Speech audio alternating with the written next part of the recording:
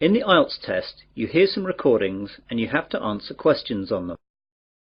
You have time to read the instructions and questions and check your work.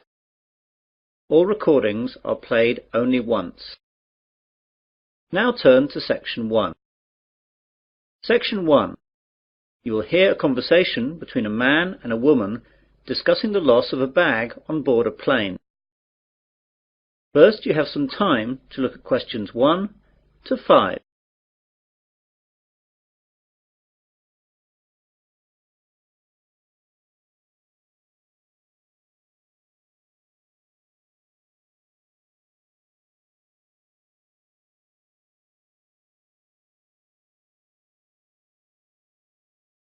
You will see that there is an example.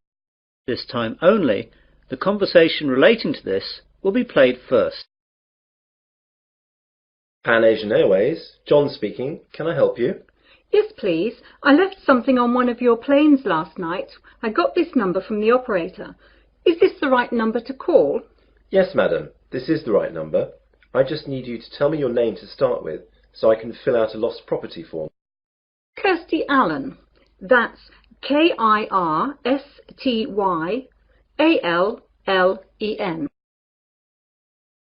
So, Kirsty is the correct answer. Now we begin. You should answer the questions as you listen, as the recording is not played twice. Listen carefully to the conversation and answer questions 1 to 5. Pan Asian Airways, John speaking. Can I help you? Yes, please. I left something on one of your planes last night. I got this number from the operator. Is this the right number to call? Yes, madam. This is the right number. I just need you to tell me your name to start with, so I can fill out a lost property form. Kirsty Allen. That's Kirstyallen. Right, I've got that. Now, what happened last night? Well, I was on a flight last night from New York to London that landed at 12:30 a.m. We were delayed a while in New York, so that when we eventually landed, I was so tired that I accidentally left my handbag on the plane. Did you report this to anyone last night? No, I'm afraid not. I didn't notice until I got home, and then it was really too late to phone. Very well, madam. Let me take a few details for this form, and I'll see what I can do. OK, so the name was Kirsty Allen. And what's the address, please? 48 Wyndham Road, Richmond. The postcode? R16GH7. Good, I've got that. Now, your telephone number? Well, my home number is 020-8927-7651. And my mobile is 07754-897-432. I'm sorry, I didn't catch the second one. What was the mobile again? 07754-897-432. Thanks. Now, do you know the flight number of the plane you were on last night? Oh yes, hang on a second. I've got my boarding pass stub right here. The flight number was PA356. No, I'm sorry, PA365. That's it, 365.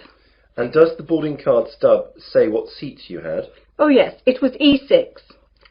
And you said that it was New York to London Heathrow. Is that right? Yes, that's right.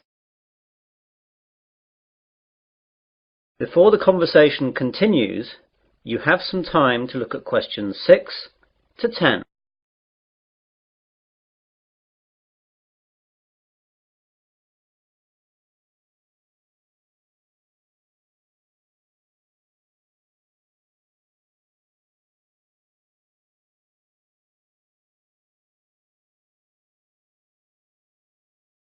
Now listen carefully and answer questions 6 to 10.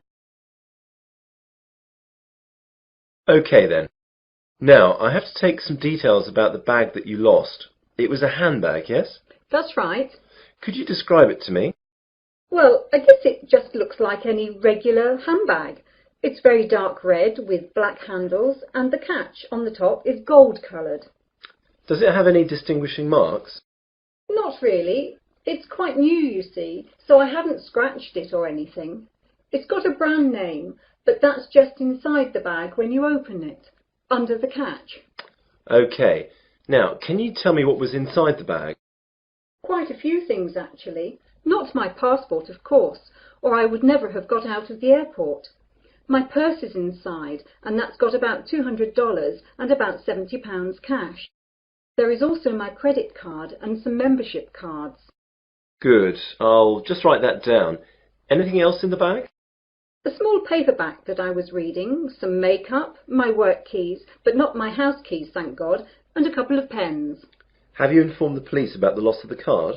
Yes, and I've also cancelled the card with the credit company. Right. Now what I'll do is to contact the lost property, which is where your bag will have gone if it was found. I'll give you a call back within an hour and tell you what the situation is. If you haven't had a call within an hour and a half, call back this number and ask for me. My name is John, OK? Yes, that's great, John. I'll speak to you later. Goodbye. Goodbye. That is the end of section 1. You will now have half a minute to check your answers.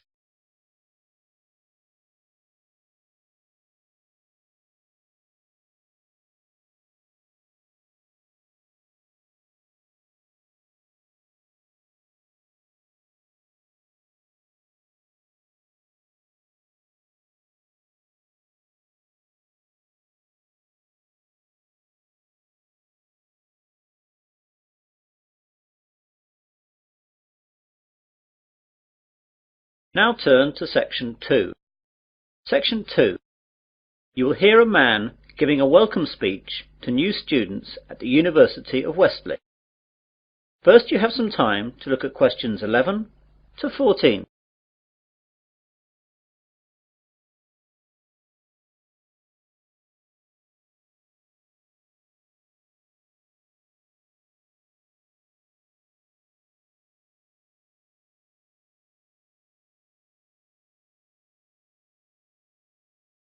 Now listen carefully to the welcome speech and answer questions 11 to 14. Hello and good afternoon.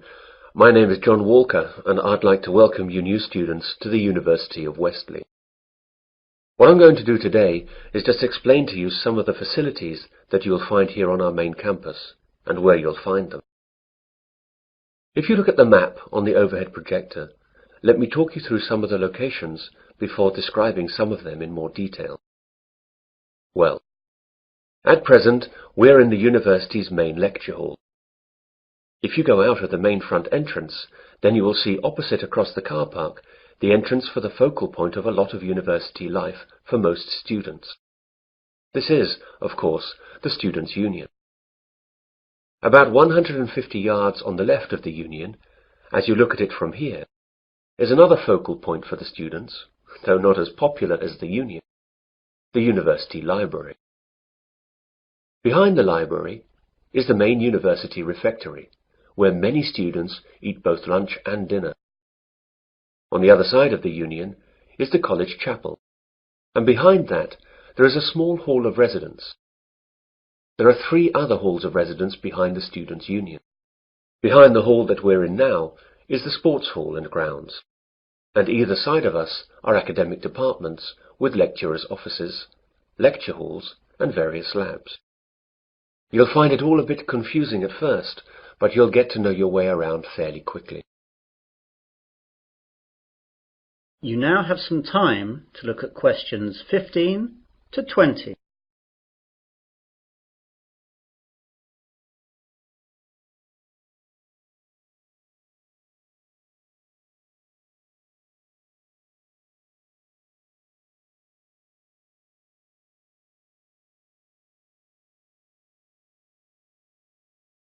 Now listen to the rest of the welcome speech and answer questions 15 to 20. I'd like now to talk about a few important places on the campus. All students must belong to the Students' Union if they wish to use any of its services. It's very cheap, and we certainly recommend that you join. The Union provides a bookshop covering all the course books at the university, plus lots of other titles for a range of interests. You can eat and drink at the Union. There is a Fat Phillips on the ground floor, serving a wide range of fast foods and drinks. Then there is the main Union bar up on the first floor.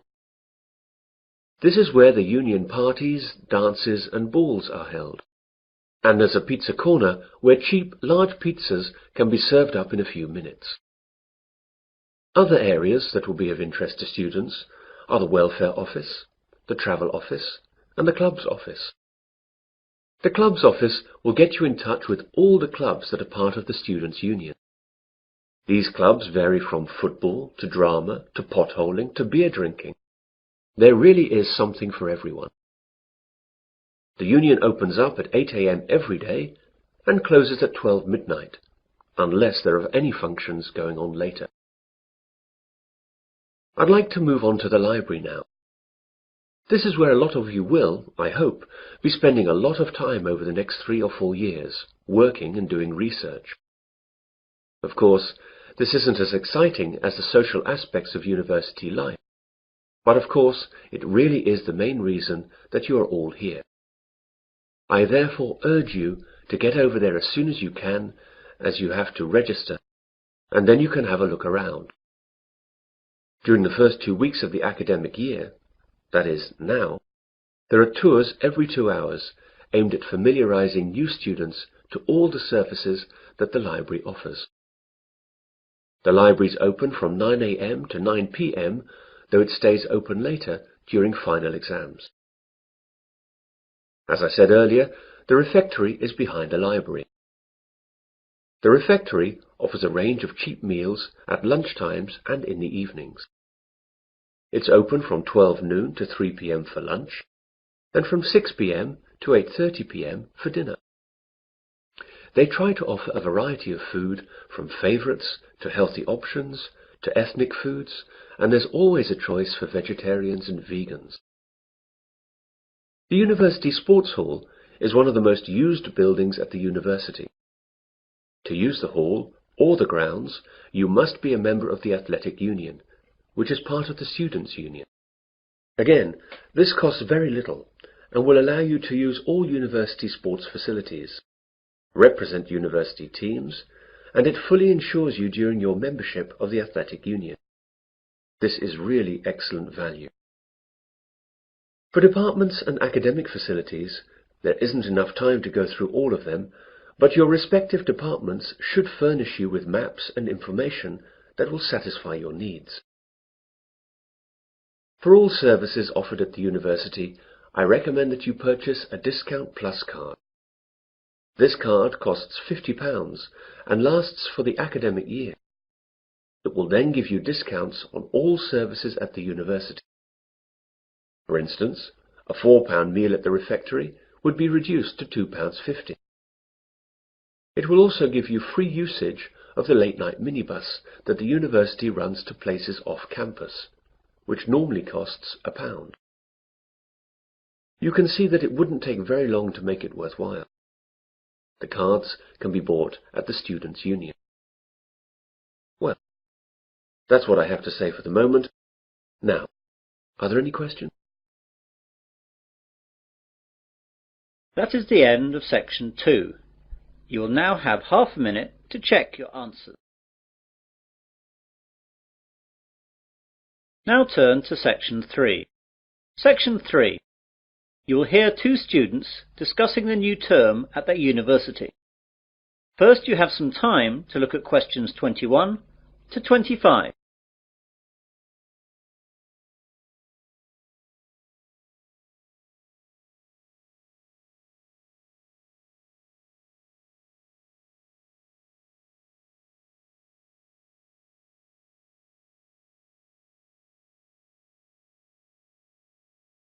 Now listen carefully and answer questions 21 to 25. Hey John, I didn't know you were here at university yet. When did you get here? Oh, just yesterday, Thursday. I've got some stuff to get sorted out for the start of my second year, as I've just got some new subjects. Today I've got to sort out my timetable.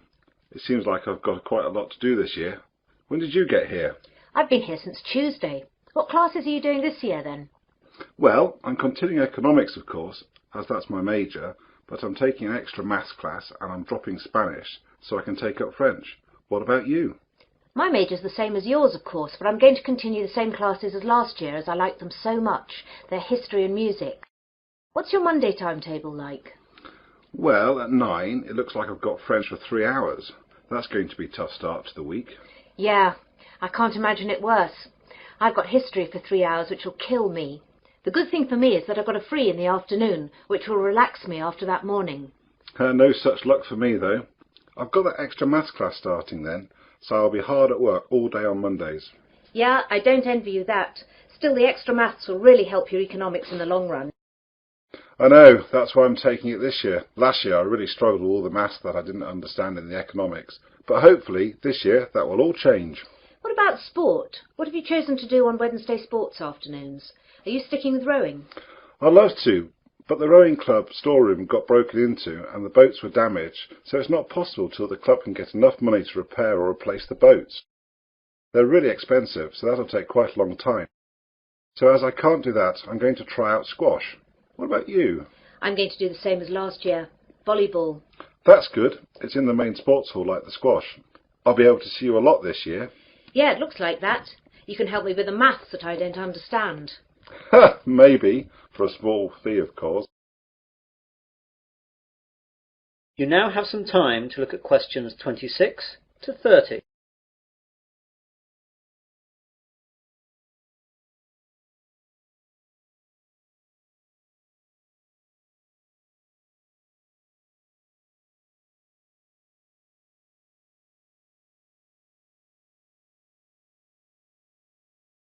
Now listen to the rest of the discussion and answer questions 26 to 30. I know it's early, but do you know anything about the first assignment that we have to do? Yes, it's already up on the economics faculty notice board. There's a choice of essays up there. I think there are about 10 you can choose from. I can't remember any of the titles though, apart from the one that I think I'm going to write about. What's that one then? It's about the short-term future of third world economies. Ooh, I don't like the sound of that. It seems very wide-ranging. It is, but remember that I spent some of the summer vacation travelling in Africa and Asia, so that has made me more interested in the subject, and I've also got some first-hand ideas on the subject. Does the essay list mention how long the essays have to be and the deadlines? Yes, you remember last year all the essays had to be 3,000 words in length. Well, that's gone up by 1,000 words. Oh no, they'll take ages. I know, I was hoping that they'd stay at 3,000 words, or only go up to 3,500, but no luck, I'm afraid. What about the deadline? The first one has to be in by the 30th of October, and the second one by the 30th of November. It looks like one essay a month like last year. Well, at least that hasn't changed. But as it's the end of September now, that leaves only a month to get the first one done. I'm going to have to get onto that straight away. Yes, you'd better. If you want to talk about it, I'm going to be at the campus cafeteria at 1:30 for lunch. We could go over some questions. I can't then, as I'll be in the sports hall working out. How about 3 this afternoon at the Economics Common Room? That seems okay. We'll be right by the economics course office where the questions are, so that'll be convenient for checking up on them. OK, see you then. Bye. Bye. That is the end of section 3. You'll now have half a minute to check your answers.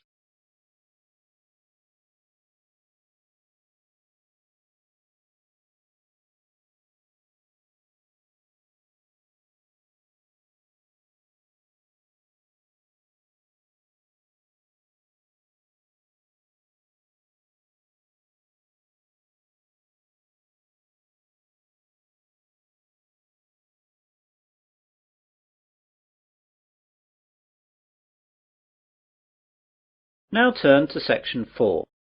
Section 4.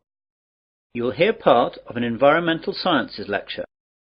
First you have some time to look at questions 31 to 40.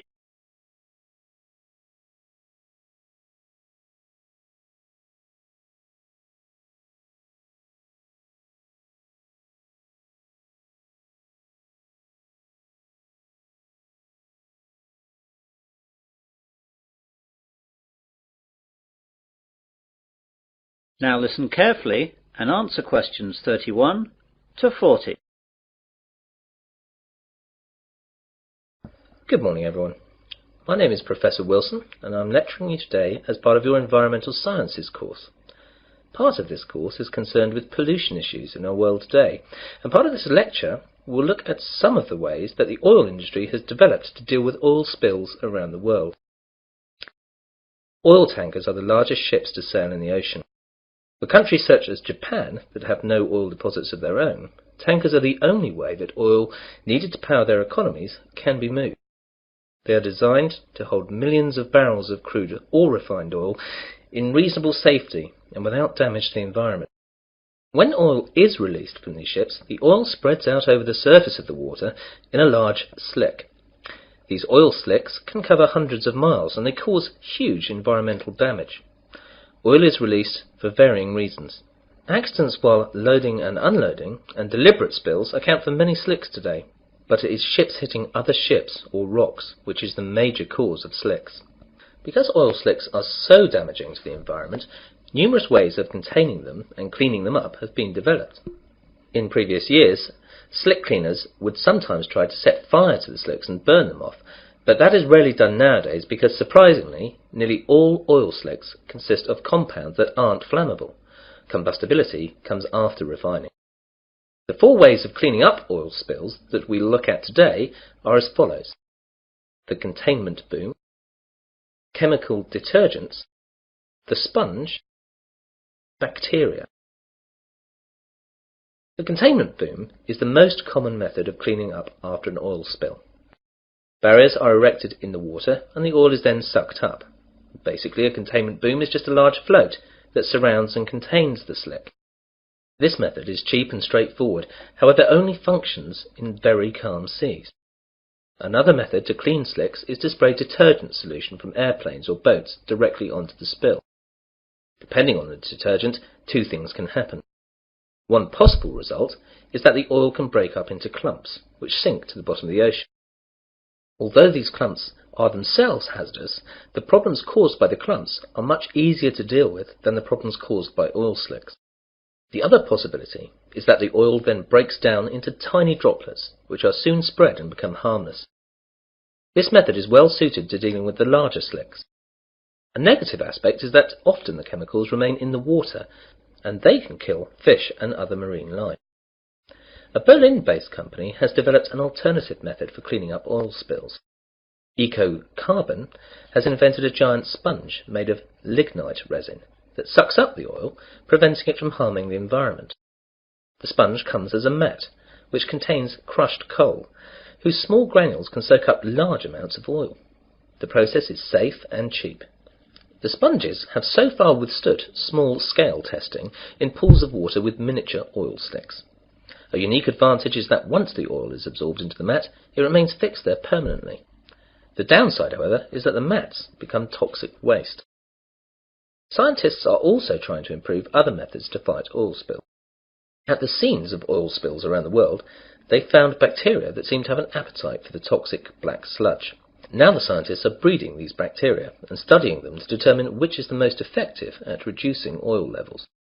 Eventually they hope to put the best bacteria to work in helping clean up after oil spill disasters. The bacteria actually use the oil as food. As the bacteria reproduce, they eat more and more of the slick until it finally vanishes. Eventually, this method should be cheap, easy to administer, and be completely eco-friendly, as when the slick is gone, the bacteria's food source is gone, and they die, leaving nothing behind at all. So far, this method has no discernible drawbacks. Well, that's the end of the section of the lecture on cleaning up spills. This subject is an optional essay for your course. You'll find the reading lists and essay questions on the faculty notice boards along with a deadline for submission. If you choose it, seminars will be held at a later date. That is the end of section 4. You'll now have half a minute to check your answers.